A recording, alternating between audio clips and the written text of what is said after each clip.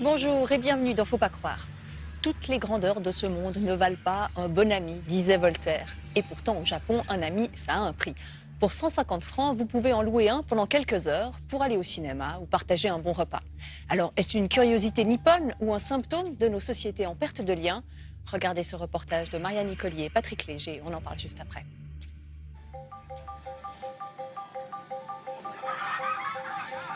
Osaka, la troisième plus grande ville du Japon, est réputée pour son urbanisme démesuré, mais aussi pour ses quartiers portuaires. Dans ce bar à poissons à la mode, Risako, âgée de 21 ans, a rendez-vous aujourd'hui avec une amie un peu particulière, une amie en location. En japonais, rental friend. Risako l'a réservée ce soir pour une durée de 3 heures.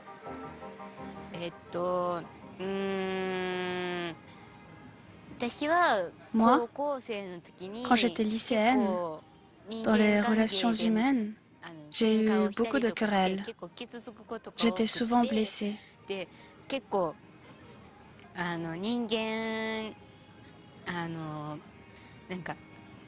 Je n'avais aucun talent de communication. Pendant cette période où je ne pouvais parler à personne, j'ai commencé à louer un rental friend pour m'exercer. C'est pour apprendre, reconnaître si l'autre est blessé ou heureux, selon ce que je dis. J'utilise le rental friend pour étudier cela. Risako loue Madame Kanazawa depuis une année. Madame Kanazawa est une employée de la société Client Partner. Basée à Tokyo, cette société offre les services de plus de 40 rental friends. Un rental friend, ce n'est pas comme louer un DVD, c'est très différent. Lorsque nous établissons une relation avec le client, il est mieux écouté, mieux compris que par ses vrais amis. Et il reçoit plus de soutien s'il en a besoin. Risako n'a pas beaucoup d'amis apparemment. Elle arrive à parler avec les gens plus âgés qu'elle, à son travail après l'université par exemple. Mais elle n'arrive pas bien à parler avec les gens de son âge. Aussi parce qu'elle a été harcelée quand elle était au lycée. Les rental friends, les amis en location, ont la stricte interdiction de voir leurs clients hors des heures de travail. Cette soirée barbecue coûtera environ 150 francs à l'étudiante, repas non inclus. Payer les services d'une amie semble être un gage de sincérité et permettrait une conversation plus profonde. Pour devenir rental friend, il faut beaucoup étudier. Il faut comprendre l'être humain. Sinon, les clients ne vont pas ouvrir leur cœur. C'est parce que les gens ne sont pas compris qu'ils souffrent. Et la relation entre amis devient de plus en plus superficielle. Ils arrivent à parler de certains sujets, comme les Pokémon ou les jeux vidéo. Sinon, ils ont beaucoup de difficultés. S'ils arrivaient à se mettre à la place de l'autre, ils arriveraient à parler de tous les sujets. Les Japonais sont de moins en moins capables de comprendre l'autre. Les rental friends sont disponibles dans toutes les zones urbaines du Japon. Retraités, salariés, femmes au foyer et surtout étudiantes font appel à ces faux amis que l'on préfère aux vrais. Dans la région d'Osaka, la professeure de sociologie Nao Tanimoto associe le rental friend au héros de manga. Un ami imaginaire qui vous veut du bien dans un monde où l'on est de plus en plus isolé.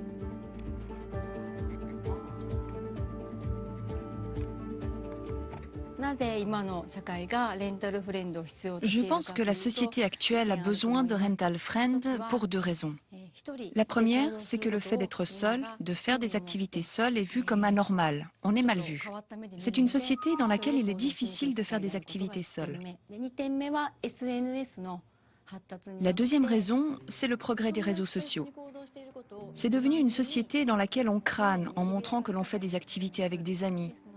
Et donc la peur de faire des activités seules est exacerbée.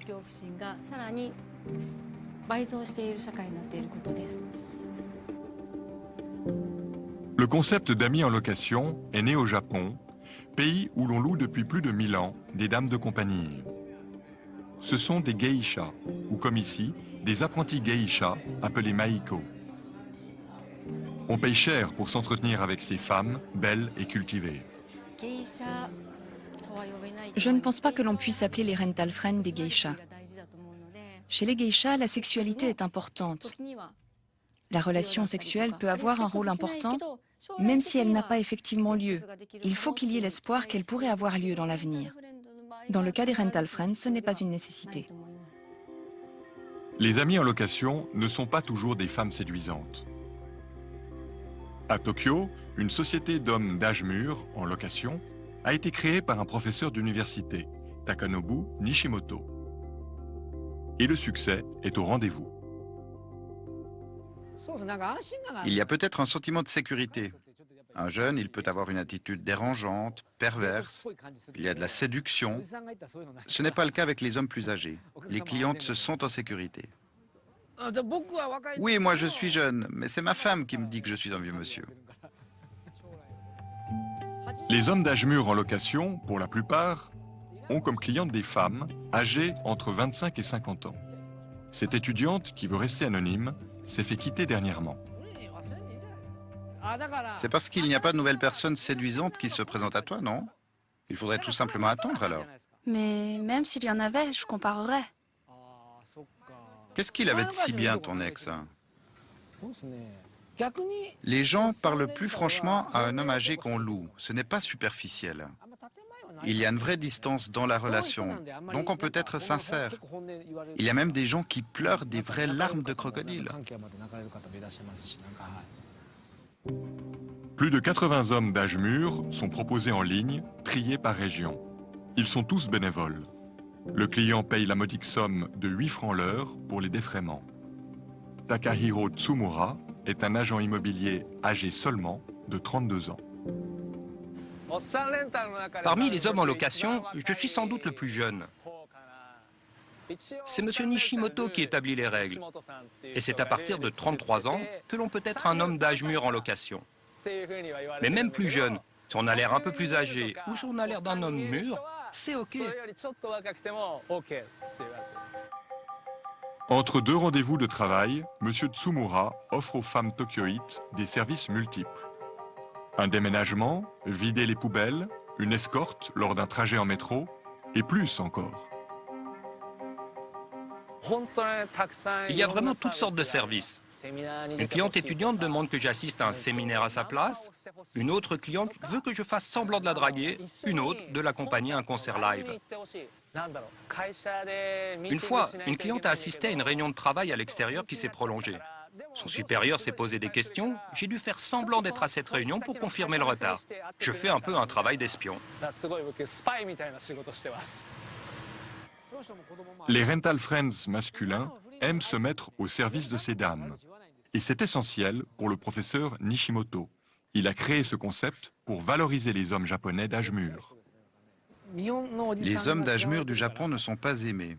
Et ces hommes âgés, comment dire, il faut leur redonner confiance, leur rendre un statut. Tu ne reçois plus de messages de sa part? Non, il m'ignore. Ah, il t'ignore? Il ne faut pas se forcer à faire des choses. Il vaut mieux laisser couler. Depuis 8 ans sur le marché, le concept du rental friend japonais prend de l'ampleur avec sa multitude de services. Si le sentiment de solitude ne se mesure pas, il devient perceptible dans une société où l'on doit louer son ami pour aller à un mariage ou planter un clou. Sûrement qu'au Japon, le désir d'être avec les autres est plus fort que chez les Européens. Chez nous, on dit que le collectivisme est plus fort que l'individualisme. Donc la peur d'être seul est plus forte que chez les Occidentaux. Il y a un sentiment de sécurité d'aller quelque part avec quelqu'un plutôt que d'y aller seul. Les Japonais ne sont pourtant plus les seuls à louer des amis. La société américaine rentalfriends.com propose maintenant des amis à louer partout dans le monde, même en Suisse.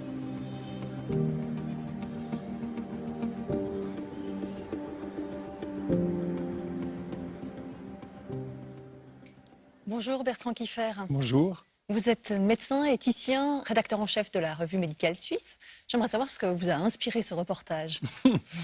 Eh bien, on sent quand même, c'est assez partagé ce que ça m'inspire, on sent une crise de société quand même, si on a besoin de louer ainsi des amis. À part ça, le mot ami est évidemment un abus de langage. C'est pas vraiment des amis. De louer d'autres êtres humains pour entrer en relation avec eux, c'est quand même le signe de quelque chose d'un peu étrange. Mais d'un autre côté, je dois dire que c'est tellement important. Les études actuelles montrent que les relations sociales sont tellement importantes dans notre vie, et pas seulement pour le bonheur ou le bien-être, mais aussi pour la santé.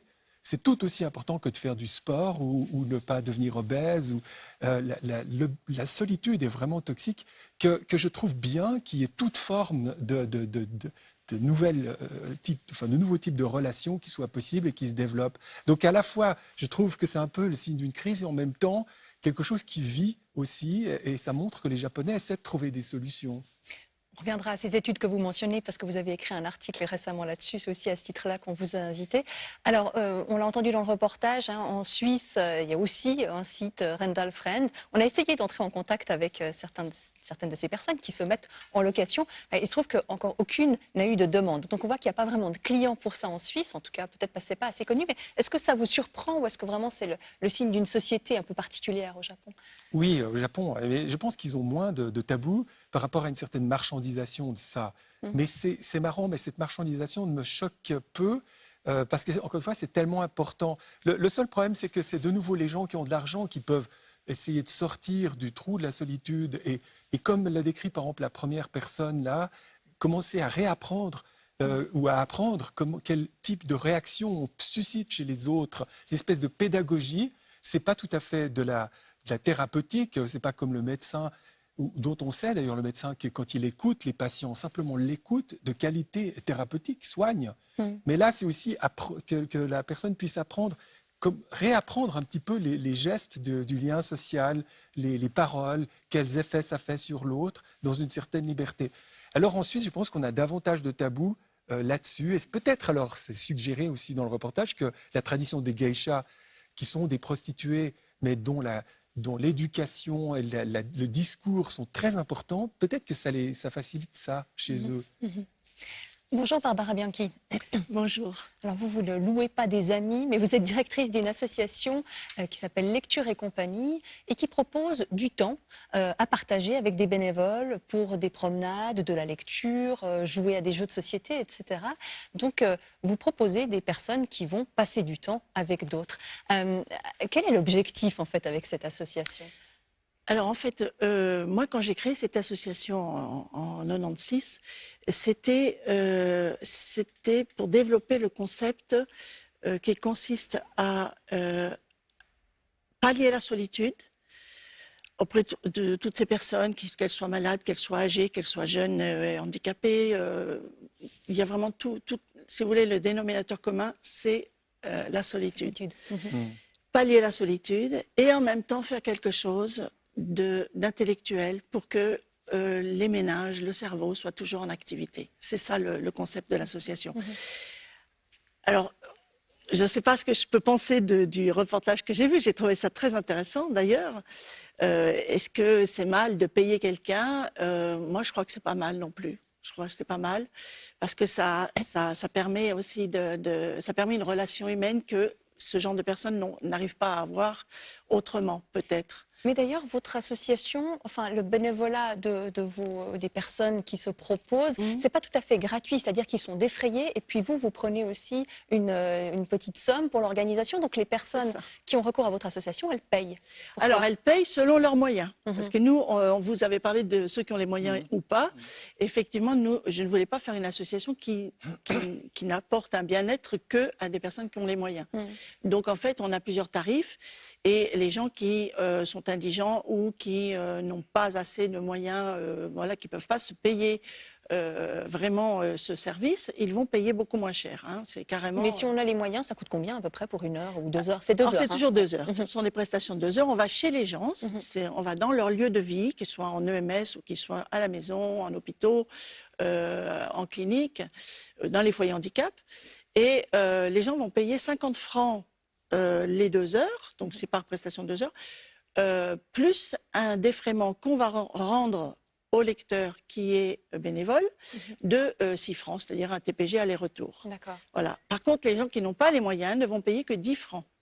plus un TPG aller-retour.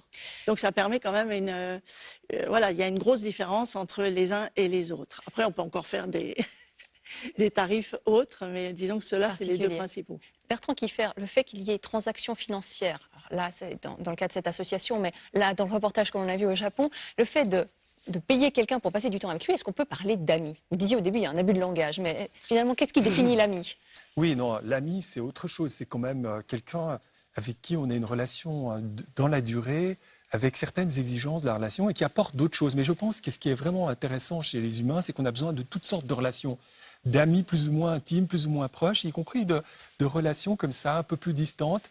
Mais à part ça, nous, les humains, on n'interagit jamais de façon simple. C'est-à-dire, c'est pas parce qu'on paye quelqu'un qu'il va pas y avoir un rapport de séduction, qu'il va pas y avoir d'autres choses qui passent, toutes sortes de choses. On est toujours entre humains. C'est ça qui nous caractérise. On peut jamais simplifier ça. Donc, en tout cas, c'est moins un abus de langage que d'appeler ami quelqu'un avec qui on a un lien sur Facebook. Alors là, je trouve que c'est pas des amis.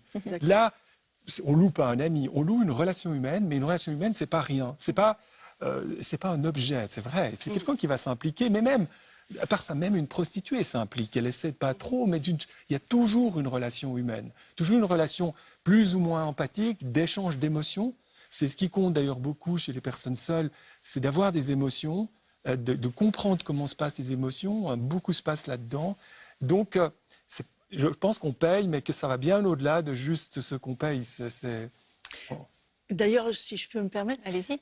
Je voulais dire que nous attribuons, à partir du moment où nous attribuons une personne, donc un lecteur, nous on les appelle des lecteurs parce qu'on fait de la lecture autant que des jeux intellectuels ou autres, ou des promenades, et ces personnes vont toujours être les mêmes à aller chez les personnes qui se font la demande. Parce que nous ce que nous recherchons, c'est que justement ça devienne une amitié. Vous voyez, dans ce sens-là, c'est important. Et le fait qu'il y ait un contrat quelque part de prestation, enfin voilà, que ce soit vraiment une personne qui se déplace 2 heures dans la semaine, ça n'empêche pas, le côté prestation n'empêche pas le lien amical de se tisser? Alors non, pas du tout, ça n'empêche pas. Au contraire, on va réclamer, si le lecteur est malade par exemple, on va proposer un remplacement à la personne, mais c'est vrai qu'elle va regretter. Donc je veux dire, il y a quelque chose qui se crée, qui se fait naturellement au fur et à mesure des semaines et même des années, parce qu'on a des gens depuis des années. Et vous n'empêchez pas vos lecteurs de passer du temps hors de leur temps de prestation avec les personnes avec qui... Parce qu'on entend dans le reportage que c'est interdit. Oui, absolument. Nous ne l'interdisons pas. Du moment qu'ils continuent dans l'association selon nos petites règles, s'ils ont envie de passer un dimanche avec la personne, ou si la personne réclame un dimanche, nous faisons des prestations de 2 heures. Donc, ils ont tout à fait la possibilité de compléter par une journée, par une soirée, voilà, sans problème. Vous nous avez dit, Barbara Bianchi, que les personnes qui s'adressent à vous, généralement, sont des personnes isolées, souvent pour des raisons de santé ou un handicap, etc., ou par l'âge. Là, ce qui frappe Bertrand Kieffer dans ce reportage, c'est que ce sont des personnes très jeunes, finalement, qui s'adressent à ses amis en location. Ça veut dire qu'il n'y a pas de frontière à la solitude. Non, il n'y a pas de frontière à la solitude. C'est vrai. Et elle fait probablement autant souffrir les jeunes que les adultes. Et dans nos sociétés, puis alors là, en plus, il parle de l'intolérance de la société à la solitude, qui renforce encore les effets toxiques qu'a la solitude en tant que telle, quand la société discrimine encore les personnes seules, parce qu'elles ne peuvent pas participer à toutes sortes d'activités. C'est le cas au Japon, c'est un peu moins le cas chez nous. Chez nous, on est aussi peut-être encore plus dans une société d'individualisme consommateur où on valorise beaucoup l'individualisme, on valorise beaucoup l'autonomie. D'ailleurs, même en éthique, on dit l'autonomie, c'est fondamental. Mais l'autonomie, ça ne veut pas dire être capable de vivre seul. L'autonomie, ça veut dire être capable de se faire des amis, d'exister dans un système de relations humaines, mais pas d'avoir les capacités de vivre tout seul. Parce qu'au fond, on se rend compte qu'il y a pratiquement très peu de gens qui vivent heureux, qui vivent bien tout seuls. La solitude est quand même très rarement voulue en tant que telle. Et d'ailleurs, dans les études que vous mentionniez au début de cette émission et que vous avez citées dans votre article, il en résulte que la solitude tue autant que le tabac et plus que l'obésité. Autant que le tabagisme moyen, mais plus que l'obésité. Alors ça, encore une fois, ça fait longtemps qu'on se doute que les liens sociaux et la solitude à l'envers jouent un rôle dans la santé, mais les études les plus récentes montrent que ce rôle est bien plus important que ce qu'on imaginait. Et qu'au fond, plutôt que de dire aux gens, vous devez courir, bien manger, etc., ne pas fumer, on devrait en tout cas ajouter et soigner vos liens sociaux. Ça a une valeur pour votre bonheur et pour votre espérance de vie et votre santé. Alors ça, c'est vraiment assez nouveau, il faudrait l'ajouter dans la médecine. Mais en plus, évidemment, c'est un enrichissement humain. Mais voilà. Oui, mais physiologiquement, qu'est-ce qu'il y a de vital dans le lien amical ou dans le lien social? Et il y a plusieurs aspects. Alors, il y a vraiment un aspect simplement cognitif. On a besoin de ça. Par exemple, la mémoire marche beaucoup aux émotions. Si on ne vit aucune émotion en une journée parce qu'on est seul, les émotions se créent dans les liens. On n'arrive pas à accrocher la mémoire à des choses et le cerveau se ralentit dans son fonctionnement. Il y a aussi que quand on vit à plusieurs, par exemple, on mange mieux, on fait plus d'efforts pour se tenir soi-même, parce qu'on côtoie des gens. Donc ça, c'est aussi un facteur très important de santé. Et puis, il y a des facteurs endocriniens qu'on maîtrise mal, mais quand on est dans des rapports humains, et alors ça n'apparaît pas sur Internet, quand on chatte toute la journée sur Facebook ou des réseaux sociaux, on n'a pas ces sécrétions d'endorphines, d'ocytocine, de toutes sortes de molécules dans le cerveau et dans le corps qui nous font du bien, semble-t-il, et qui sont là quand on vit humainement, qui passent par les odeurs, les relations complexes qu'on a les uns avec les autres. Le lien, c'est chimique aussi. C'est aussi chimique, c'est un peu tout ça en même temps. Ça n'avait pas l'air de vous étonner, le résultat de cette étude, Barbara Bianchi, ce lien entre solitude et mortalité? Non, tout à fait. D'ailleurs, du côté bénévolat aussi, on parle de bien-être pour les personnes qui ont décidé de faire du bénévolat. Aussi une longévité. Ça va dans les deux sens, aussi bien pour les bénévoles qui donnent de leur temps que pour les personnes qui reçoivent. Nous, on a aussi des gens de tous les âges qui vont faire partie des bénévoles. Et c'est vrai que ça leur fait un bien fou parce que souvent, on a aussi affaire à des gens qui sont dans la solitude, même si ce n'est pas la même solitude. Disons, on n'est pas au même degré de gravité. Vous me disiez en préparant cette émission que, quelque part, avec ces relations qui se créent, ça permet aussi aux personnes à qui on vient faire la lecture d'avoir des choses à raconter, d'être plus intéressantes finalement pour ses proches. C'est vrai. Ouais. Comment ça se passe? Parce qu'ils ont, dans ce cas-là, quelque chose à dire, quelque chose qui leur arrive à eux et qui ne leur arrivait plus avant parce qu'ils étaient trop seuls. Donc maintenant, ils sont même contents de pouvoir recevoir la famille, des amis, même les voisins, parce qu'ils sont de nouveau dans le circuit, on va dire. Et ça, c'est très important parce qu'ils sont de nouveau valorisés aussi. C'est très important au niveau humain, c'est très important au niveau social. Et je crois que dans ce sens-là, on fait beaucoup de bien, sans être des thérapeutes. Non, mais c'est vrai. Le fait de parler, par contre, on se construit soi-même en parlant. Et si on parle pas à quelqu'un qui écoute, parce qu'il faut quelqu'un qui écoute pour que ce soit qu'il se passe quelque chose. On n'a plus de récit de soi-même. C'est souvent en racontant sa journée ou les 3 jours qu'on précédait qu'on comprend ce qu'on a vécu ces 3 jours et qu'on se refait une identité. Et si on n'a eu personne pour les raconter tout seul, il se passe à peu près rien. C'est très étrange. Mais alors, comme ça. Est-ce que n'importe quel lien fait l'affaire, même tarifé, même dans des conditions de prestation, ou est-ce qu'il faut un lien profond, de nouveau, du point de vue de ces études qui font le lien entre solitude et mortalité, est-ce que la qualité du lien a une importance? Alors, les études montrent que les liens valent toujours mieux que pas de liens. Ça, c'est sûr. Et que le mieux, c'est probablement, mais là, ils ont de la peine à discriminer jusque-là, mais c'est probablement toutes sortes de liens différents. Encore une fois, l'ami intime, à qui on va dire certaines choses, le partenaire, enfin le conjoint, mais aussi des liens un peu plus distants.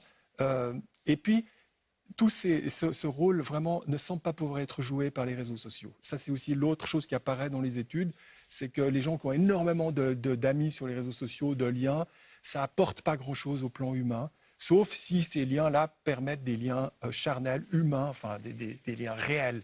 Mais en tant que lien virtuel, ils n'apportent pas grand-chose. Il y a même des études qui montrent qu'il y a un lien entre l'utilisation des réseaux sociaux et le niveau de bonheur, et donc, qui est inversement proportionnel. Inversement proportionnel, oui. Ça, c'est assez bien montré maintenant, assez reproductible. L'humeur.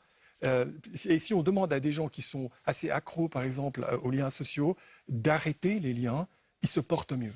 Ils se portent mieux dans les jours qui suivent, ils se sentent plus de meilleure humeur, moins un peu de détox digital et puis ça va mieux. Alors, on peut parler, si on va du côté du digital, on peut aller jusqu'à la question de la robotique parce qu'au Japon, comme en Suisse maintenant, mais dans une moindre mesure, les robots commencent à entrer dans les hôpitaux, les OMS en particulier, pour prendre soin des personnes âgées, pour les divertir.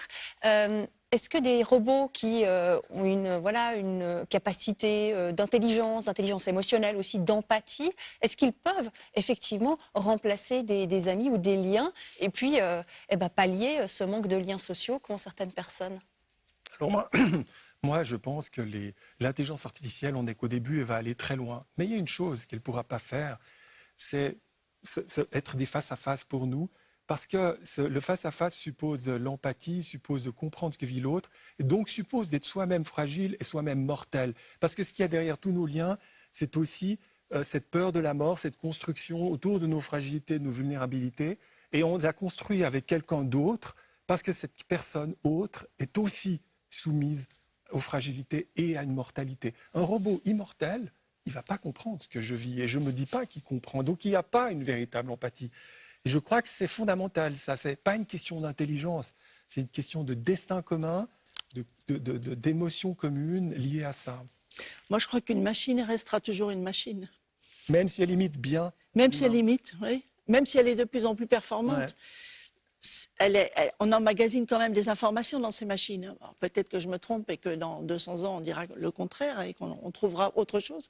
Mais je crois que l'être humain a besoin d'un être humain en face de lui. Mais comment une machine immortelle peut comprendre ce que je vis moi profondément, la vieillesse, la déchéance liée à ça et la mort à la fin, puisqu'elle n'est pas du tout soumise à ça et à cette espèce d'angoisse qu'on partage tous. Ça, je crois que c'est la grande question. Ouais, je suis d'accord. Ouais. Barbara Bianchi, vous, ça fait plusieurs années, depuis 99, vous m'avez dit, 96, qu'existe votre association. Comment est-ce que vous avez vu évoluer les choses? Est-ce que vous avez l'impression qu'il y a de plus en plus de besoins ou pas vraiment? Je crois que oui. Je crois que la solitude est de plus en plus criante. En tout cas, dans nos grandes villes. Je ne peux pas parler des campagnes parce que j'ai moins d'expérience, mais oui, c'est assez dur. C'est difficile. Et on voit des fois qu'on retrouve des gens qui sont morts depuis des jours ou des semaines. Dans notre propre ville de Genève, c'est arrivé plusieurs fois. C'est dramatique. Je vais conclure en vous posant une question toute simple à l'un et à l'autre. Bertrand Kiefer, vous avez combien d'amis? Alors, je ne saurais pas vous dire, mais j'ai peu d'amis. J'ai quelques amis intimes, oui. Et puis j'ai un bon nombre d'amis un peu plus distants. Mais c'est vrai que chaque ami, d'une certaine façon, joue un rôle différent. Et je ne vais pas dire la même chose à l'un et à l'autre, mais tous m'apportent quelque chose. Et vous, Barbara Bianchi, vous avez combien d'amis? Moi, j'ai toujours du mal à répondre à cette question. Ça dépend de ce qu'on appelle ami. Voilà, c'est ça. Moi, je place le mot ami très, très haut et peut-être beaucoup trop haut par rapport à ce qui existe. Et je ne peux pas dire que j'ai beaucoup... Il y en a peu. J'ai très peu de gens en qui j'ai totalement confiance. Par exemple, pour moi, un ami, c'est quelqu'un en qui on a confiance totalement et c'est réciproque et avec qui qu'on peut aider. On peut aider n'importe quand, n'importe comment. Je ne crois pas que je suis arrivée à ça. C'est pas forcément ceux qu'on voit le plus souvent, c'est ça. C'est vrai aussi, ouais. Par contre, alors des copains, moi j'appelle ça plutôt des copains, qui peuvent être aussi intimes, je veux dire. Là, on en a plus. Je vous remercie beaucoup, tous les deux, d'avoir participé à cette émission. Merci. Et si vous souhaitez réagir, vous pouvez nous écrire à l'adresse fautpascroire@rts.ch ou alors poster un message sur notre page Facebook.